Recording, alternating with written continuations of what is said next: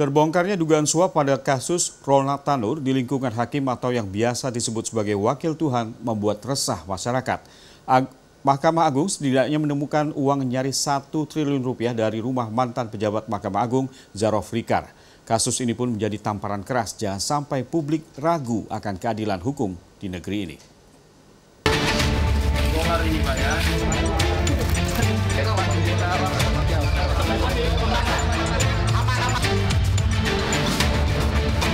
Inilah 3 hakim dari Pengadilan Negeri Surabaya yang ditangkap Kejaksaan Tinggi Jawa Timur Rabu 23 Oktober.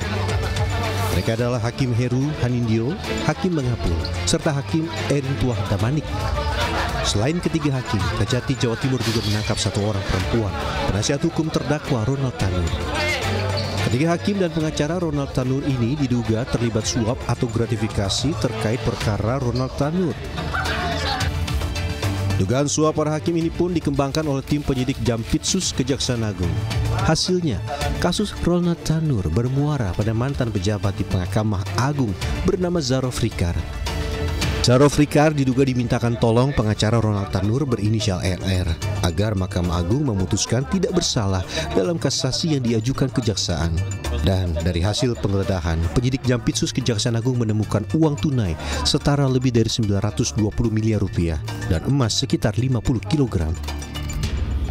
Jadi nanti akan kita buktikan uang ini berasal dari mana.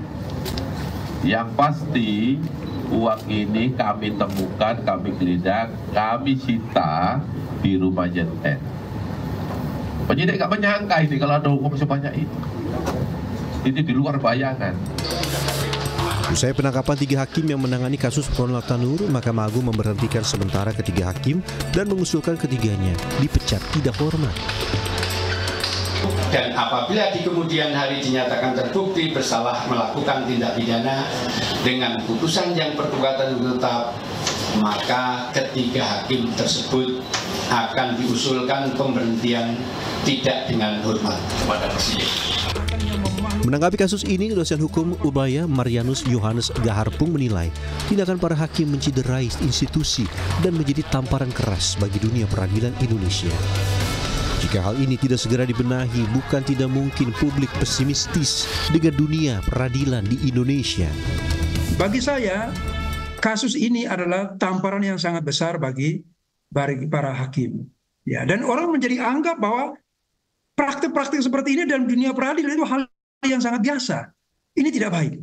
Ya, sehingga saya pernah katakan bahwa orang menang perkara belum tentu dia benar, dan orang yang kalah dalam perkara belum tentu dia salah.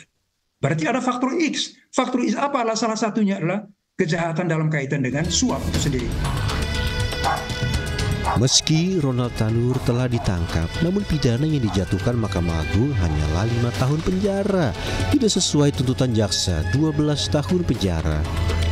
Ditemui pada Senin, Kepala Kejaksaan Tinggi Jawa Timur Mia Amiati, pihaknya masih berupaya melakukan peninjauan kembali agar hukuman yang dikenakan terhadap Ronald Tanur sesuai tuntutan mereka. Namun sayang, upaya PK Kejaksaan terbentur putusan MK yang hanya membolehkan PK diajukan terpidana atau pihak keluarga terpidana. Tim Liputan.